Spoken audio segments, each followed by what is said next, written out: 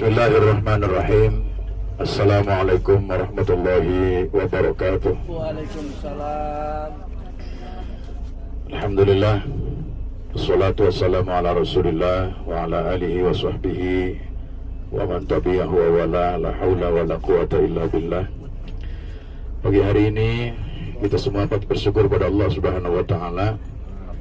Masih diberikan kesempatan Allah Subhanahu wa taala untuk bisa hadir secara lahir dan batin di tanah sucinya Rasulullah Muhammad SAW.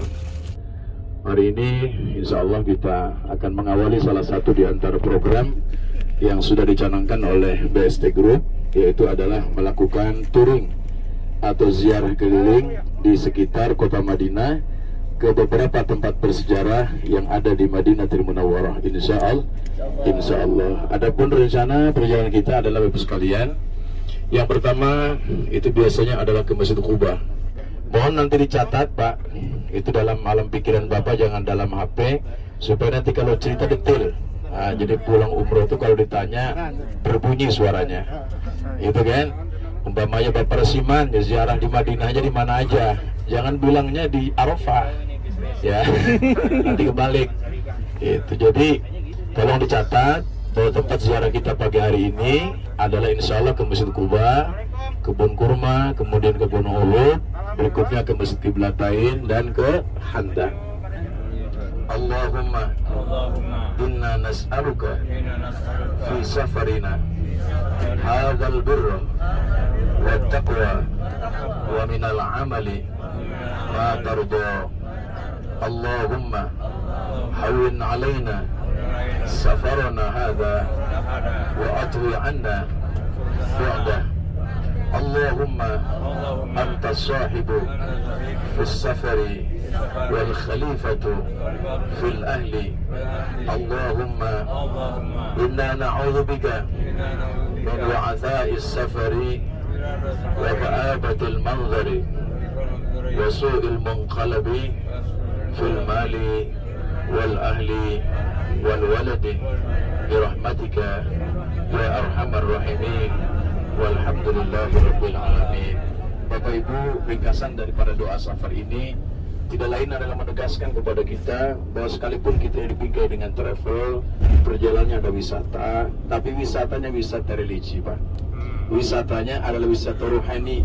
Wisatanya adalah wisata yang tujuannya untuk menambah kebaikan dan ketakwaan kita kepada Allah Subhanahu wa taala. Jadi dalam malam pikiran kita yang kita lalui sekarang ini adalah kita bayangkan bagaimana dulu zaman Nabi, gitu ya. Jangan yang di depan mata itu korma, yang di depan mata emas Arab yang gede-gede gitu, ya. Jadi yang di pikiran kita itu adalah sejarah Rasulullah. Nabi itu di sini tinggal 10 tahun, Bu. Dan di sekitar kita bisa dipastikan ibu bapak sekalian itu sudah menginjak tanah suci yang diinjak oleh kaki sucinya Rasulullah Muhammad Sallallahu Alaihi Wasallam. Bangga tidak kita, Bu? Bangga. Semangat enggak? Semangat. Tidak ada artinya hotel, tidak ada artinya kamar itu Pak. Kalau kita sudah berhadapan dengan Rasulullah Muhammad Sallallahu Alaihi Wasallam, ya. Ketika dulu selesai perang di Ji'ronah, Rasul Sallallahu Alaihi Wasallam dengan para sahabat yang ikut perang waktu itu adalah kaum muhajirin sama ansor Pak. Rasul membagi ghanimah. Ghanimah itu harta rampasan perang. Dan waktu itu Rasulullah membaginya itu memang secara kasat mata seolah-olah tidak adil. Orang Mekah yang jumlah bilangannya sedikit dikasih bagiannya banyak.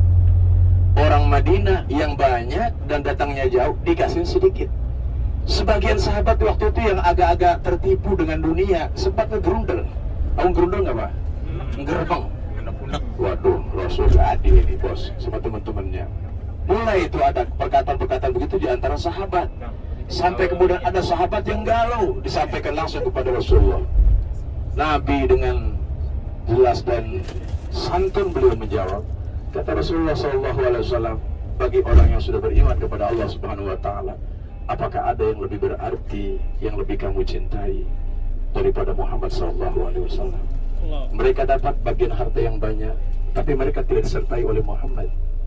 Tapi engkau wahai alul ansar, kalian dapat bagian sedikit, tapi kamu mendapatkan Rasulullah Muhammad SAW. Gitu Pak. Jadi seperti itu. Oleh karenanya Bapak Ibu sekalian, ya rahmati Allah Subhanahu wa taala, di awal perjalanan ini dalam doa safar tadi kita mintakan pada Allah Subhanahu wa taala, Allahumma inna nas'aluka fi safarina hadza albirra wat taqwa. Ya Allah, kami mohon kepadamu ya Allah, fi safarin, dalam perjalanan kami ini, albirra, kebaikan, wat taqwa, dan ketaatan. Apa itu kebaikan, Pak? Kebaikan itu adalah setiap apapun yang kita ucapkan, kita perbuat, atau kita ikrarkan di dalam hati, yang itu diridhoi Allah Subhanahu wa taala, maka insya Allah itu akan bernilai sebuah kebaikan. Yang kedua, takwa adalah yang paling standar. Kita berusaha terus dalam perjalanan ini untuk mentaati perintah Allah Subhanahu wa taala di atas keinginan kita sendiri. Kadang-kadang ada yang kemudian merasa seolah-olah keinginan kita tidak sama dengan keinginan Allah. Lah, itu manusiawi. Tapi harus kita jadikan bahwa apa yang kita inginkan harus sesuai dengan apa yang dikehendaki oleh Allah Subhanahu wa taala. Bapak Ibu rahmatullah Allah Subhanahu wa taala, Madinah secara umum semuanya adalah tempat bersejarah, ya. Dari sinilah Rasul Muhammad SAW dulu hijrah dari Mekah ke Madinah dan menetap di sini sampai akhir hayatnya, Pak. Beliau orang Mekah hijrah ke Madinah, meninggal di Madinah, tidak dibawa pulang ke Mekah lagi, tidak seperti orang kita. Orang Jawa merantau ke Sumatera, meninggal di Sumatera, dikirim pakai pesawat, balik lagi ke Jawa. Apa bedanya? Nabi itu hijrah dari Mekah ke Madinah, meninggal di Madinah, dimakamkan di mana? Di Madinah, nggak dibawa balik lagi ke Mekah. Nah, itu mengajarkan kepada kita seperti itu, ya. Jadi Bapak Ibu yang rahmat Allah Subhanahu wa taala, semuanya Madinah itu, tapi secara umum Bapak sekalian, yang harus kita jaga betul adalah al-Madinatu haramun min airin ila thawrin man ahdasa fiha hadasan aw awa muhdithan fa alaihi la'natullah wal malaikati wan nasi ajma'in. Secara umum yang harus kita sepakati dan kita junjung tinggi adalah kesucian tanah suci Madinah ini, Pak. Tidak boleh dikotor dengan niat-niat jahat dan prasangka buruk kepada siapapun dan dalam keadaan apapun. Harus diisi dengan hati yang bening, dengan banyak membaca Al-Quran, zikrullah dan lain sebagainya. Jauhi perbuatan mungkarat ataupun alhamdulillah perbuatan haram, Pak. Haram ini sesuatu yang diancam oleh Allah Subhanahu wa taala dengan neraka. Seperti umpamanya yang gampang-gampang kadang-kadang dilanggar oleh jemaah itu adalah karena sudah merasa akrab sendiri, sudah dekat. Kadang-kadang tidak ada batasan antara perempuan yang muhrim dan yang bukan muhrim. Muhrim nggak, Bu? Mahram. Mahram itu adalah orang yang haram kita nikahi, anak, ya kan gitu ya. Atau yang oleh karena sebab pernikahan ini menjadi halal kepada kita seperti suami, diantaranya itu ya. Ini dijaga, terus terang aja. Kebiasaan yang kurang baik di antara jemaah haji dan umroh itu adalah sering-sering kadang-kadang terbuka aurat. Itu kadang-kadang di antara sama kita, kadang-kadang di antara teman tangga sekamar yang bukan muhrim bagi kita. Ini oleh karenanya harus jaga masing-masing adab di dalam berkamar dan adab dalam keseharian sehari-hari agar kita tidak menorehkan hal yang buruk, ya, kepada diri kita sendiri, kepada Allah Subhanahu wa taala. Al-Madinah Al-Munawwarah, Madinah yang tersinari oleh cahaya Islam dan cahaya Rasulullah Muhammad sallallahu alaihi wasallam. Jadi alhamdulillah, Pak, dan disinilah dari Madinah ini 10 tahun Nabi berjibaku mengembangkan Islam sampai datang ke Bojonegara yang begitu jauhnya itu, gitu kan? Sampai datang ke Banjarmasin, ya kan? Jadi kita bersyukur, Pak, bermil-mil kita naik pesawat itu. Perjuangannya Nabi dengan para sahabat, sampailah itu risalahnya rahmat lil alamin untuk kita semua.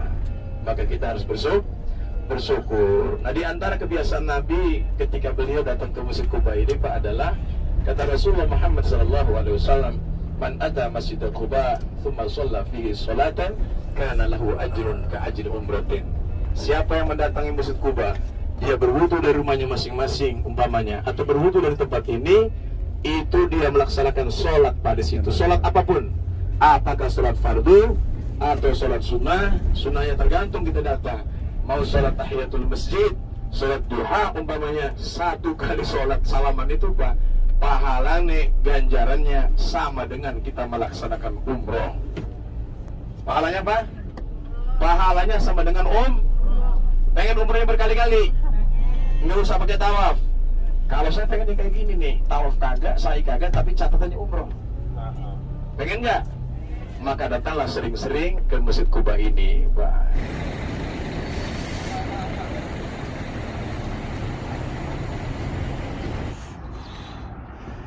Assalamualaikum warahmatullahi wabarakatuh. Alhamdulillah, kaum muslimin rahimakumullah, dimanapun Anda berada, bersyukur kita kepada Allah Subhanahu wa taala. Di suasana pandemi ini kami BST Group alhamdulillah sudah bisa menginjakkan kaki di tanah suci Madinah, tepatnya adalah di Masjid Quba.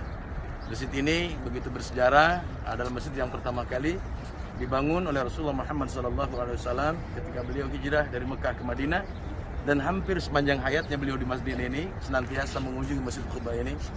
Sebagaimana juga Rasulullah bersabda, "Man ata Masjid Quba tsumma shalla fi salatan kana lahu ka'ajri umratin." Barang siapa yang berwudu dari rumahnya, man tawaddu'a min baitihi tsumma ata Masjid Quba, kemudian dia mendatangi Masjid Quba, lalu dia melaksanakan salat di dalamnya, maka baginya adalah pahala umrah. Insyaallah kita semua insyaallah siap untuk mendapatkan pahala umrah insyaallah. Amin ya Allah ya Rabbal alamin. Jangan lupa doa terbaiknya kami doakan semuanya.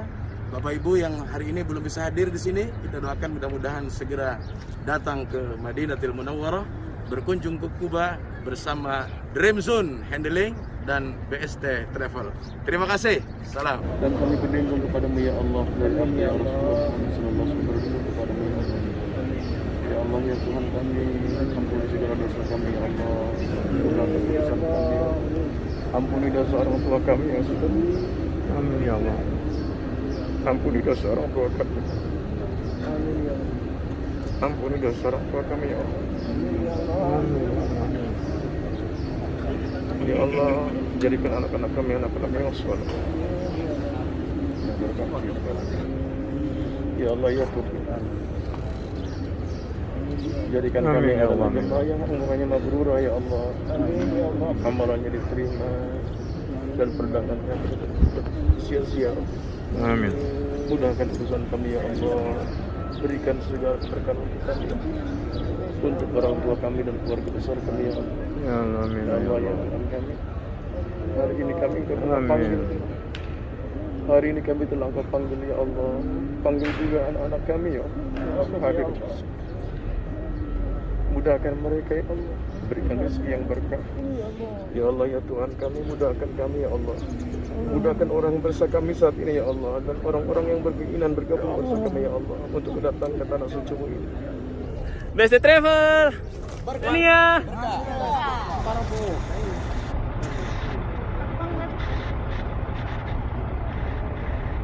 Nah, insya Allah setelah ini kita akan langsung menuju ke Pasar Korma.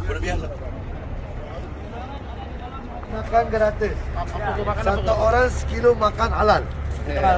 Nama PS Travel. Silakan. Ada 10 rial, ada 20, ada 40 rial. Mau makan bercuma. Satu orang sekilo makan halal. Masya Allah belanjanya, Masya Allah.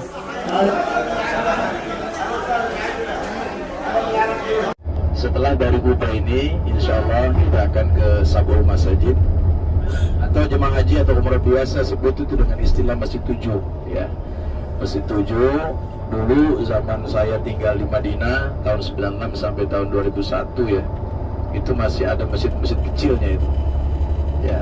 Sekarang sudah sebagian sudah diruntuhkan, digabung menjadi satu masjid jami, namanya Jami Al-Handaq.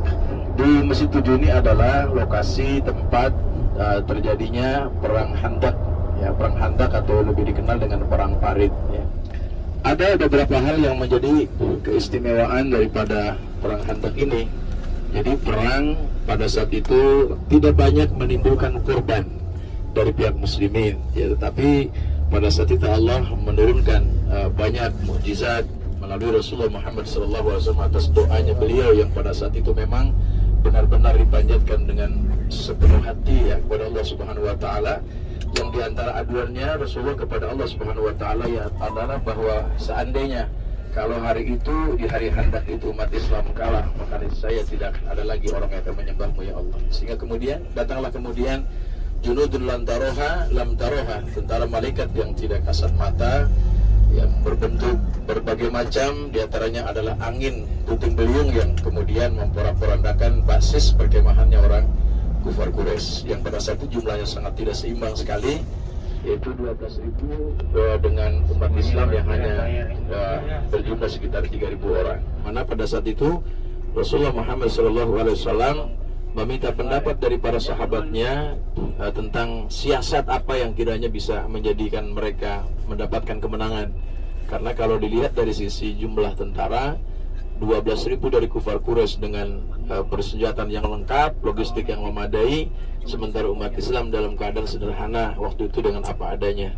Tetapi Allah Subhanahu wa taala menunjukkan betul di hadapan para sahabat bagaimana kemudian pertolongan Allah Subhanahu wa taala itu bisa dengan gampang kun fayakun. Jika memang Allah menghendaki menang, maka menanglah umat Islam saat itu. Jadi ada nanti tempat mushola kecil ya yang ada di sebelah kiri, nanti akan kita lihatkan. Itu adalah tempat munajatnya Nabi SAW ketika beliau dengan para sahabat berjibaku bahu membahu menggali parit. Jadi handak-handak itu parit. Siasat ini digunakan atas inisiatif pikiran daripada sahabat Salman Al-Farisi rahmatullahi alaihi wa radhiyallahu ta'ala an.